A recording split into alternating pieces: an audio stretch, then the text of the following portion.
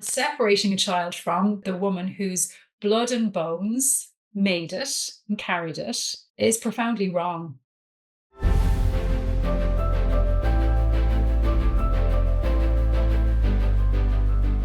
Hello, and today I bring you an interview with Sandra Adams, a former Irish Senate candidate who campaigns for women's and children's rights. And today she's going to talk to us about the question of surrogacy in Ireland, recent government developments, and part of the global campaign to stop this terrible trade in human life worldwide. Hello, Sandra, and thank you for talking to us today. Good morning. Thank you for having me on. Well, it's a pleasure. I think it would probably be best to start off to try and explain what surrogacy is, what is meant by it, and what it really is. Surrogacy happens when a woman agrees to carry a baby for either an individual or a couple. And there are two types of surrogacy. There's the traditional form where the woman uses her own egg, and that becomes the baby with the donated sperm or the sperm of the commissioning parent. But it's more common now for something called gestational surrogacy. And essentially, gestational surrogacy is where an embryo is created using either an egg and sperm of the commissioning parents, if they're a heterosexual couple, or a donated egg and sperm. That embryo is implanted into the surrogate mother, and she carries that pregnancy for 9 months. And within that, you have altruistic surrogacy and you have commercial surrogacy. Altruistic surrogacy happens where a woman agrees to undertake a pregnancy for somebody else for no payment. And commercial surrogacy happens where a woman agrees to undertake the pregnancy for compensation, for money. Is this legal in Ireland right now? At the moment, the law is silent on the issue, but only because the piece of legislation that is meant to legislate for it hasn't yet been enacted. So in 2018, the Irish government set up a legislative committee to look at how will we legislate for things like assisted reproductive technologies, so IVF, embryo transfer, fertility clinics. So all of the processes that would fall under assisted human reproduction. And within that, there was a very small part of the bill that was going to deal with domestic altruistic surrogacy only. So that's where a woman agrees to undertake the pregnancy for somebody else for no payment. And they met from 2018 till 2022. So very, an extensive process of discussion.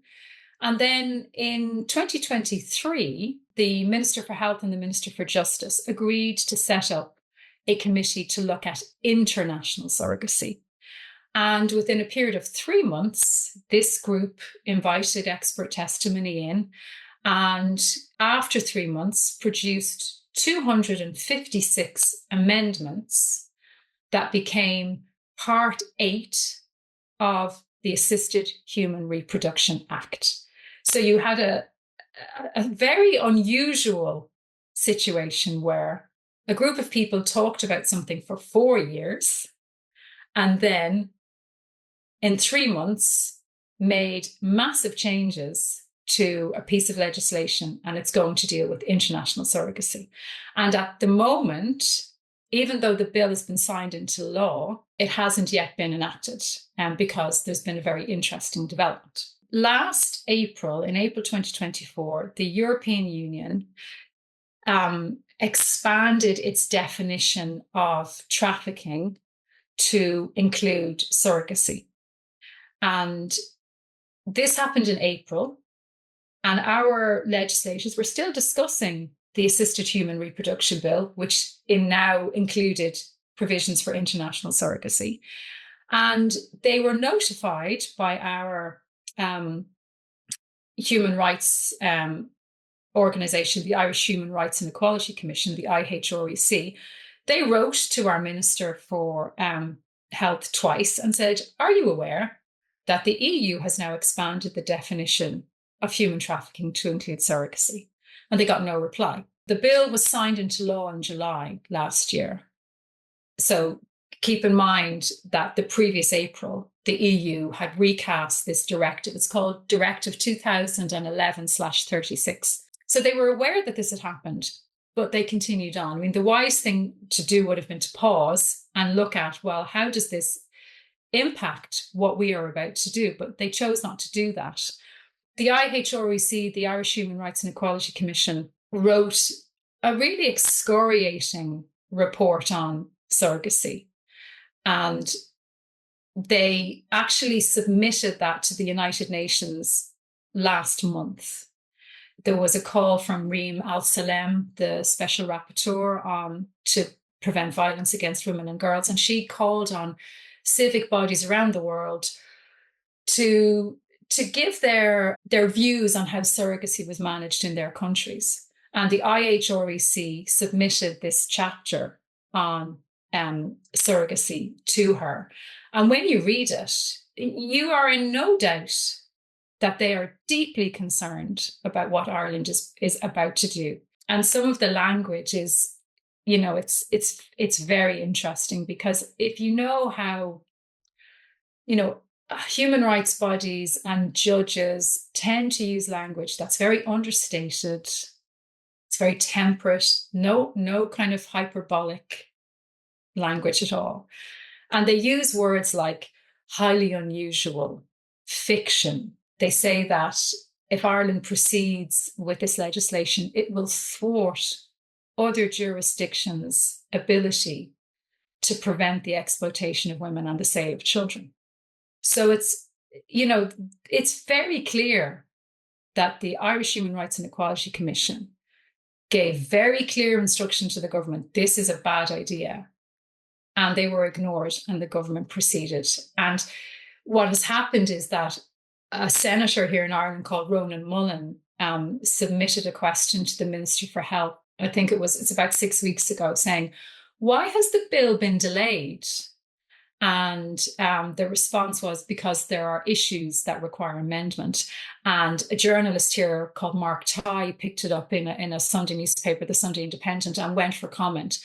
And it does look like, for the moment, there's no plan to enact the law, because they seem to have realized that they are going to really be an international outlier if they proceed. Ireland will be the only country in Europe, I think, that will have legalized international surrogacy. So what you're saying is that the European Union has described the international sale of babies, which is a less polite term for surrogacy, as suspected of being part of a human trafficking operation, and that the Irish government's move to liberalise this would effectively undermine any attempts to halt the international trafficking in human life. And yet they chose to proceed, and you're saying that this anticipation of a scandal, if you like, is the only reason why the Irish government has suspended its legislation. Do you think it will cancel the attempt to liberalise surrogacy, or do you think they'll do it anyway? Well, so that's my speculation, and it's also, I think, the speculation of the report last weekend in the Sunday Independent. I am not sure what is going to happen next. Ireland has not got the best record when it comes to vindicating the rights of women and children. Scandals involving the Magdalene Laundries, where women for decades in this country were incarcerated if they became pregnant outside of marriage. And many of those women lost their children, their babies were removed from them, and they were forcibly adopted. So Ireland understands the profound, emotional and psychological damage that is done to women and children to mothers and children when they are separated from one another. So on the one hand, you could say, if any country understands why it's essential not to do this, it should be Ireland. So you would hope that they would have learned. But this was all in the public domain when they were writing this legislation, and it didn't stop them from writing it. So I hope that the possibility of being on the wrong side of this European directive will give them cause to pause and maybe maybe take that section out of the assisted human reproduction bill altogether and look at it again and let the other part proceed. Because I was reading a very interesting piece last night by a lady, I think her name is Renata Klein. And she was talking about how things like surrogacy should never even be included in assisted human reproductive legislation, because pregnancy isn't a technological process. The transplant of an embryo into a woman is the technological bit, but the surrogacy isn't. And it's like by attaching them, by kind of force teaming them, you kind of give surrogacy kind of a cover. You're calling it something that divorces it from biology. And pregnancy is a profoundly biological process. It's got nothing to do with technology. So they could proceed with the assisted human reproduction element of the bill, which was all it was ever meant to do originally, with the little piece about domestic altruistic surrogacy, but then deal completely separately and have a public consultation, because it was very few people knew what was going on. And it's only after the fact that we realize what was decided and the profound implications that it has. So commercial surrogacy is described as being able to basically buy babies overseas or whether in your own country. Is this legal in Ireland now, or is it simply possible? Okay, so because the law hasn't been enacted, as I say, the law is silent. So what that means is that it's not legal and it's not illegal. So we've a situation in Ireland where people have gone abroad, and the phrase that's used is commissioned women to carry their children there, and they will have a genetic link to them, whether it's embryo or sperm, or sorry, the egg or sperm. So they have a genetic link to the child. And when they bring that child back, only the father is recognized on the birth certificate if he is the genetic father of the child. And the woman, the mother, the commissioning mother, is not recognized on the birth certificate. It's the surrogate who is recognized as the mother. And then the mother has to go through a process where she essentially adopts her own child in order to have legal guardianship of that child. So that's still the situation at the moment. It's not illegal to do it, but in doing it, you know that you're bringing a child back into a legal limbo. And this was used really as the emotional leverage to get international surrogacy on the table, because you had parents coming back and saying, it's not right that we are, the mother is not, the genetic mother is not listed on the birth certificate. The law needs to change. And I find that deeply cynical, because nobody forced them to do it. They knew what they were getting into.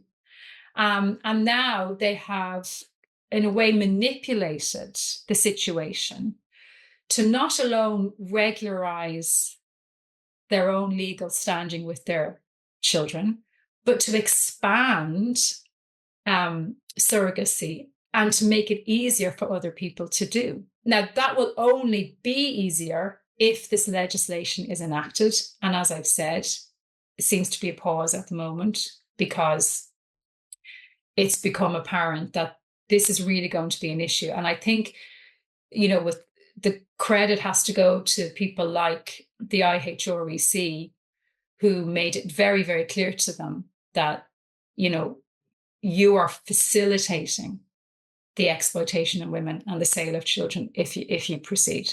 But nevertheless, it appears that Irish people can approach women abroad and directly buy babies from them. Are there any background checks for potential parents? No, and this is why, this is one of the reasons why the assisted human reproduction bill was, when they introduced the international surrogacy element into it, there's going to be a regulatory authority, the Assisted Human Reproduction Regulatory Authority, and they will pre-approve all surrogacy arrangements. That's the plan. At the moment, because the law hasn't been enacted, that's not the case. Anybody can go abroad and engage a woman directly or go through a company. There is one company that comes here quite regularly called Growing Families, which is based in Australia. And they have, day-long seminars where people can come and get all of the information about how they can help them to grow their family. I love these euphemistic terms, growing the family. It sounds so lovely and benign, and yet, doesn't address the issue of the exploitation of women who are surrogates. And that organisation was registered as a charity in Australia until quite recently, when they lost their charitable status. And they have also been involved in a scandal in the clinic, the Mediterranean Fertility Institute in Greece, which was raided last year. And they found that women have been trafficked there, had eggs harvested against their will, have been trafficked from different countries into Greece.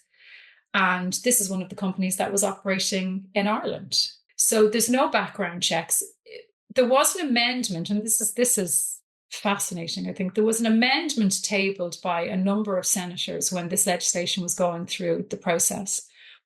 And it asked that any individual who had a conviction for a sexual offence would automatically be disqualified from applying for a surrogacy order. And that amendment failed, which is quite extraordinary. And the reason given was that the Assisted Human Reproduction Regulatory Authority will assess everybody who's applying for a parental surrogacy order. And that may well be true, but, I was thinking about it in the terms of human rights. If you have a couple and they both want to have a child through surrogacy, and one of that couple has a conviction for a sexual offence, but the other doesn't, I could see a situation arising where the human rights of the party who hasn't got the conviction for a sexual offence could claim that they were being indirectly discriminated against because their partner wasn't allowed.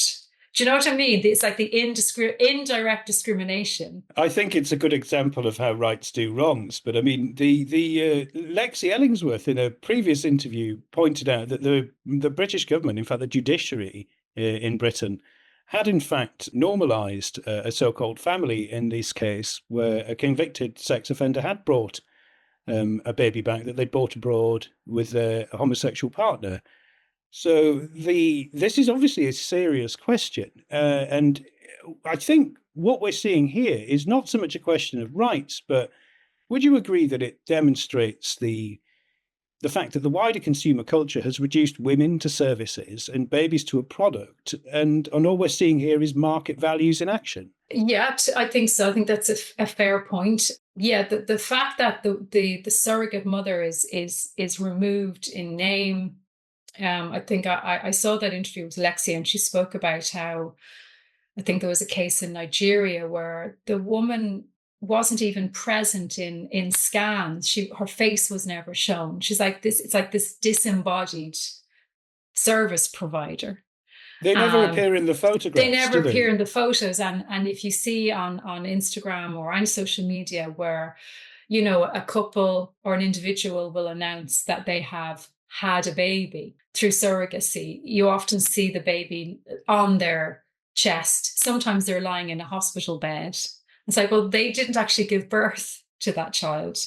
The woman who gave birth to that child is somewhere else. There's quite often not a woman in the picture at all. And sometimes it's not a woman. And so, yeah, I do think it has reduced a pregnancy to simply a service. And words like, gestational carrier, again, dehumanizing and kind of cutting out the biological fact that, only women have babies. We should be able to name the women. We should be able to say that this is happening.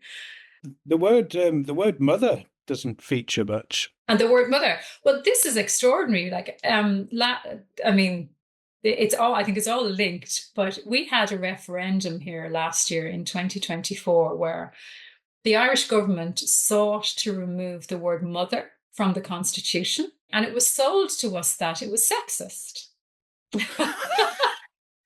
And the response to that was, well, why don't we just add the word father?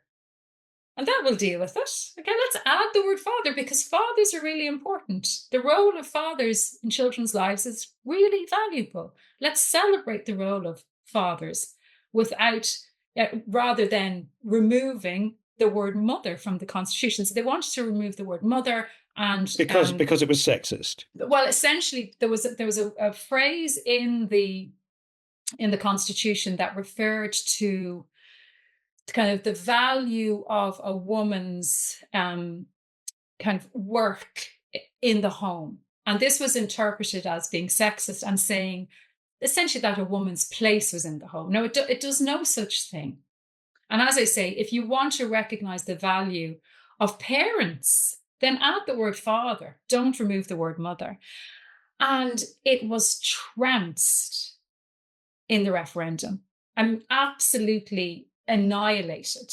The Irish people came out and said, absolutely not. This is preposterous. And, you know, I think it was a real bloody nose to government, you know, Irish people saying, we have got really serious things to deal with in this country. Why are you spending 14 million euro on a referendum to remove the word mother from the constitution? And I think, yeah, the word mother, it's a beautiful word. You know, when you look at the tree, there's a beautiful image I've seen many times where the word mother, and you can see the root of it in every language, and it's all from the same root. The thing about this is that it strongly recalls the kind of Transsanity that we've seen from another technologically inspired revolutionary movement that dehumanizes people and presents itself as a civil rights movement. So can you see any other parallels with the transgender industry? Yeah, I mean, I was thinking about this morning, and I don't know if you're familiar with the lady called Helen Joyce. She's a co-director of Sex Matters in the UK. Oh, I've heard of them. They won, or they were party to a really important case in the UK where the word woman or female is now very clearly, it's biological, it's linked to biology. And so I think it's the Equal Status Act in the UK now permits, or it always permitted it, but it's just been reconfirmed or confirmed that sex means male and female. And Helen Joyce talks about this idea of people being meat Lego, that this is how we see humans now. Meat Lego. What a magnificent meat Lego. Meat Lego. And it's kind of, it's a visceral kind of response to it, because it's a horrible idea that humans are just detachable bits. If you think about your little Lego people, and you can take off the head and you can add the arms, and that in kind of transhumanism, trans ideology, this idea that the human being is something that can simply be added to and subtracted from. But it's plastic. It's it can be altered by technology. Yeah, and I think that's a very good way of describing kind of what is happening. That the kind of the mystery, the magnificence of, and kind of the essence of the human is being divorced from the physical body of the human. Jennifer Bilek pointed this out in her Transgender, Transsexual, Transhuman, where she notes in one of those essays that there is in fact a transgender religion which states technology is God, and that's promoted by Martin Rothblatt, who's identified as a woman since the 1990s. So the idea that there's some kind of technological worship in its power to transform and even undermine the biological basis of humanity is very much driving the transgender industry. And it would seem that a similar, if you like, fetishization of technology is driving the surrogacy industry. Now, don't these both reduce humanity to a plastic product in an international marketplace? I think there's an argument that it does. And it also, I think, speaks to how we've become very intolerant of accepting our own limitations. That humans, some people simply can't accept that there are limitations on what they can do, on what they can't do, that boundaries are an imposition and have to be reframed as an oppression from the outside. And I think surrogacy centers adults. It's about adult desires. It's about what adults want. It's not about the goal is to receive a child, but it's really about adults' desires. And I have real sympathy and empathy for people who really want to have a family and find that they can't. I am not unsympathetic to that. But that desire cannot come at the cost of exploiting another human being. And it can't come at the cost of the psychological and emotional damage to the child, and separating a child from the woman whose blood and bones made it and carried it, I think is profoundly wrong. Pope Pius XI said, men must look for the peace of Christ in the kingdom of Christ. And he urged that the faithful give public honor to Christ the King so that individuals and states would submit once more to the rule of their Savior. And that is why LifeSite News is raising up the image of Christ the King across the United States. And you can help us reach millions more. Please pledge your support today for these billboards at lifefunder.com/Christ is King. If you talk about cost, do you think there's a cost in the reduction of human life and its value to price? Surely there's a cost to be borne by us all if we permit the trade in human life and replace its essential value with a market value, with price. So isn't that an enormous cost to us all? It is. And I think it's a kind of, once you accept it in one domain, it becomes easier to accept it in another domain. The commercial market for surrogacy, I think at the moment, is 22 billion. And I think Global Market Insights, who kind of crunch the numbers on these things, expect it's going to be in the region of 22 billion at the moment, 130 billion within the next 8 years. So that's, you can see why people would want to keep this show on the road, because there's a lot of money to be made for it. Mark Tighe, who wrote the article in the Sunday Independent this weekend, talks about there are criminal elements, criminal traffickers getting involved because it's very lucrative.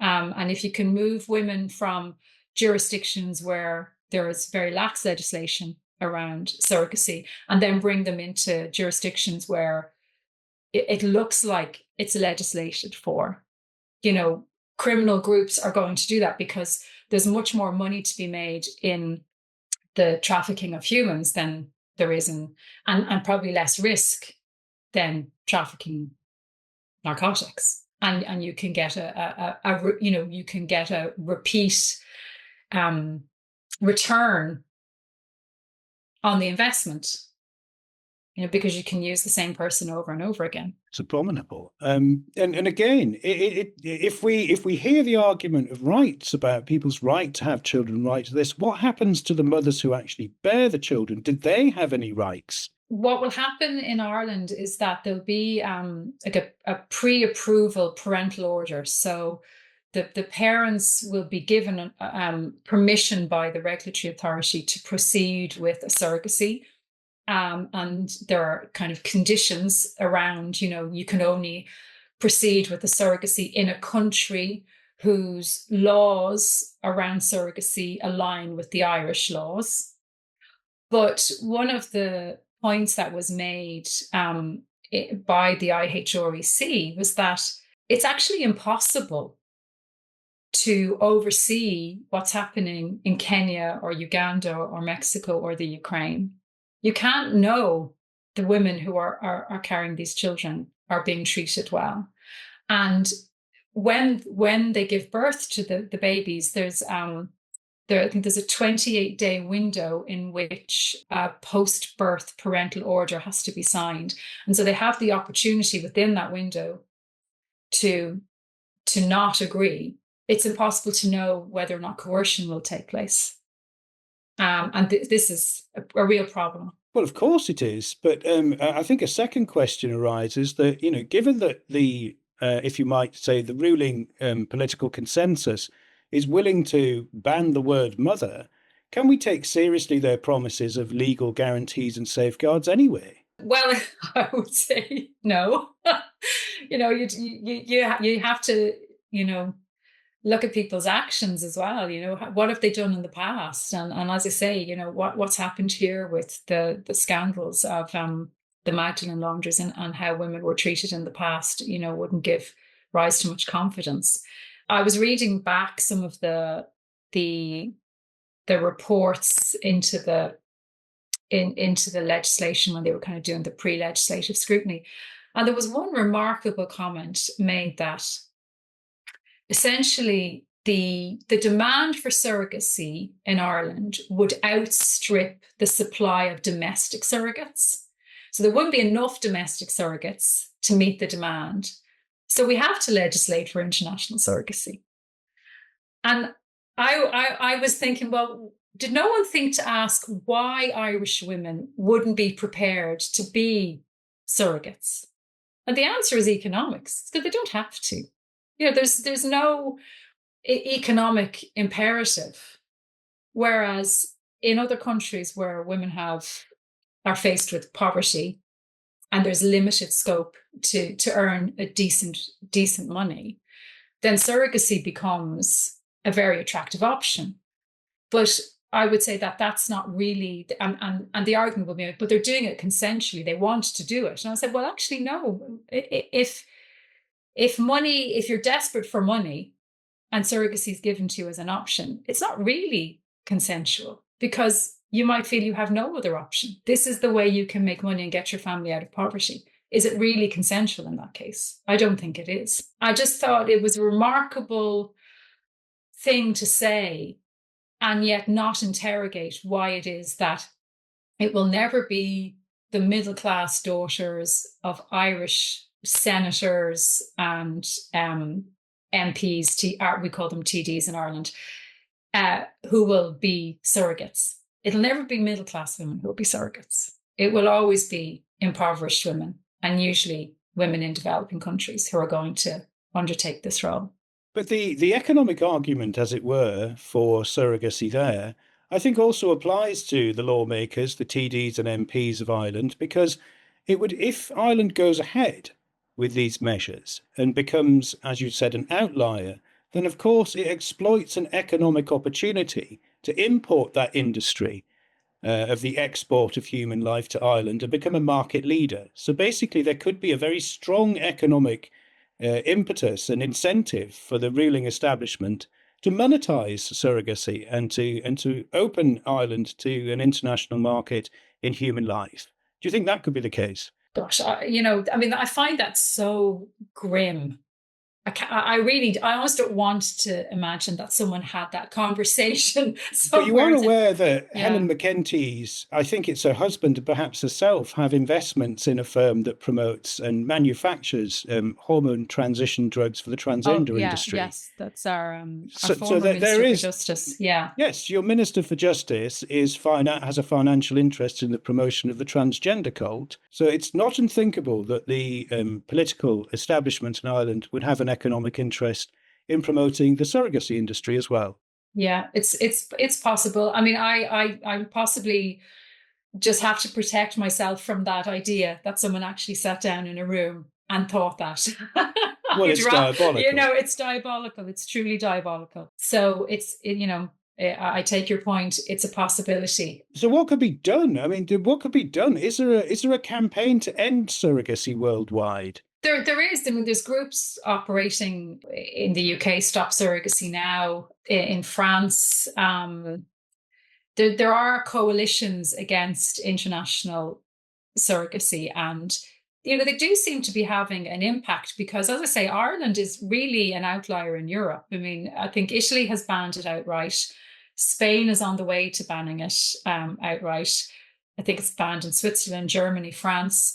The argument that we need to introduce it into Ireland because people have already done it and they need to regularize the legal position of their children, that could be dealt with in a year.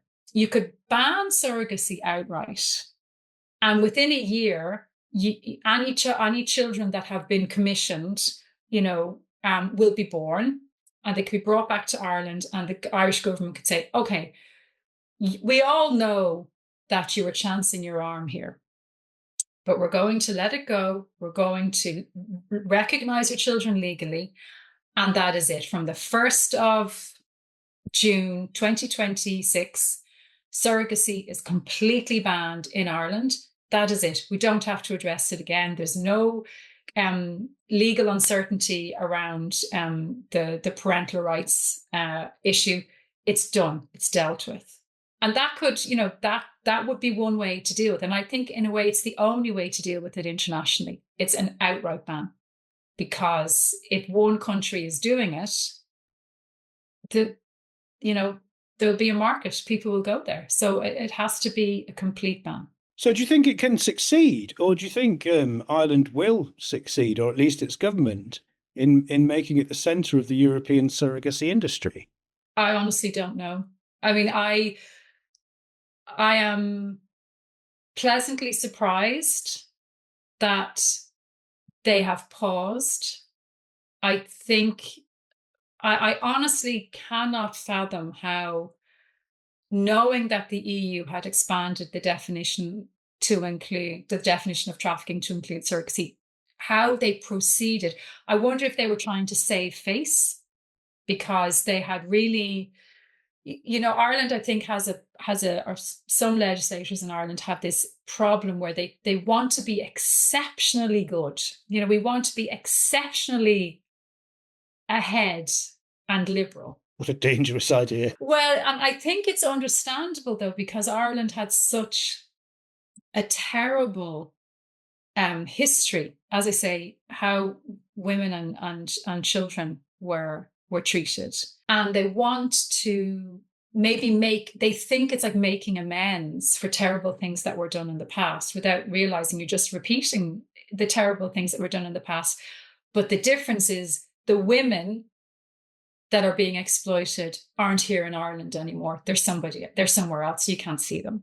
So we're just going to have to wait and see what happens. You could say that it's offshoring the exploitation. Yeah. It's out of sight. Yeah, out of sight, out of mind. And, that point was made by individuals who came before the Committee on International Surrogacy and said, you're actually going to be operating a double standard, where any woman who engages in domestic altruistic surrogacy in Ireland will be subject to far more stringent controls, because you can physically find them. They're here. They're in the country. Ireland is a small country. The idea that you could oversee what's happening abroad, that our diplomatic services abroad are going to go into every clinic where surrogacy is happening, examine every surrogacy arrangement, and make sure that women aren't being exploited. It's fiction. It's a fantasy that you have to engage in if you want to believe surrogacy is okay. You have to believe that. It's a little bit like when, the parents who have transitioned their children have to believe they've done the right thing. Because if you accept that you did the wrong thing, you have to accept that you've actually harmed your own child. And that's a profoundly difficult thing, almost, I think, impossible thing to acknowledge, that you harmed your own child. And I think the same with surrogacy. You have to believe that it's a good thing to do, because once you interrogate what it actually means, you then have to look at yourself and go, I was actually okay in doing that. Well, I congratulate you, and I'm grateful for all your efforts to end this abominable trade in human life. which seems so reminiscent of wider neoliberal moves to offshore production costs and the human conditions of that industry, whilst raking in all the profits at home. It is to be sincerely hoped that that industry is not imported into Ireland on a mass scale, and that we aren't just seeing a cynical move to open Ireland up to a trade in human life that erases the very word mother and mothering from its own constitution under a new business model. Yeah, well, they didn't succeed, and I think that says something about Irish people that, and actually, I think most people think surrogacy is wrong. Until very recently, like, at the beginning of this century, in the early 2000s, surrogacy was completely taboo. It really was not approved of. And there's been a gradual kind of marketing of it and legitimizing of it that has, made it appear that it's acceptable. But I think if you ask most people, they do have real concerns about it. And I think the fact that Irish people recognize the importance of mother, the word mother, and the value of motherhood, if you took surrogacy to a referendum in Ireland, I don't think it would succeed. I think most people would say absolutely not. But surely they just repeat them when they don't get the result that they want. Well, that's what we do in Ireland. We just keep having the same referendum. But I think it was actually Sinn Féin, the Irish political party, who said after that referendum was defeated to remove the word mother from the Constitution, they said that if they got into power, they would have the referendum again. And that got short shrift. That idea wasn't resurrected. Yeah, Sinn Féin don't seem to know their left from their right, because they have one attitude towards puberty blockers in Northern Ireland and a different attitude to puberty blockers in the Republic. So we ourselves seem to refer exclusively to themselves nowadays, and it's odd that their name is based upon an interpretation of pronouns. But there we are. Me, myself. Yes, indeed. Yeah. Me, them. Yeah. But see, the trouble is that this entire situation, the predicament we find ourselves in politically and socially, is at once so diabolical and yet so ridiculous that perhaps the best response at times is laughter. I think you have to have a healthy sense of humor. Otherwise, you would just cry. The absurdity of it. I'd like to say once again, it's people like you who are leading the fight against this diabolical industry that I think we should applaud. And I think that if there's anything that we can do to support your campaign, please let us know, because I'm sure that viewers and readers will be interested in supporting an end to the diabolical international trade in human life.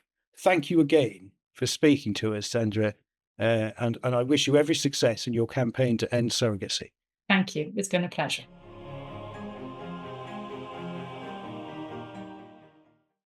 Hi everyone, this is John Henry Weston for LifeSite News. We hope you found this video insightful. For more content like this, be sure to check out the links in the description below. You can also follow us on social media to stay updated on the latest news concerning life, faith, family, and freedom. Thanks for watching, and may God bless you.